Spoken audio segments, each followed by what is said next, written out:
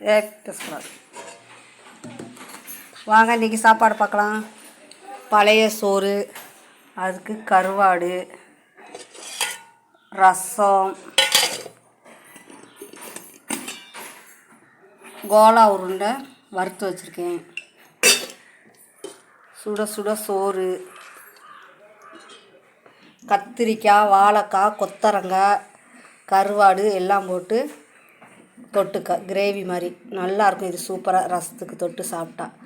நீங்களும் சாப்பிட்டு கொத்தரங்காய், வாழைக்காய், கத்திரிக்காய் எல்லாம் போட்டு கருவாடும் போட்டு வச்சுருக்கேன். விட்டா சால்னான்னு நாங்கள் சொல்லுவோம். நீங்கள் என்ன சொல்கிறீங்கன்னு எனக்கு தெரியாது. நாங்கள் விட்டா சால்னான்னு சொல்லுவோம். எங்கள் சாப்பாடு இன்றைக்கி பிடிச்சிருக்கா? பிடிச்சிருந்தால் லைக் பண்ணுங்கள், ஷேர் பண்ணுங்கள், கமெண்ட் பண்ணுங்கள். பழைய சொத்து கருவாடு இது பூரா வெள்ளை சுடு சொத்துக்குள்ள கறி.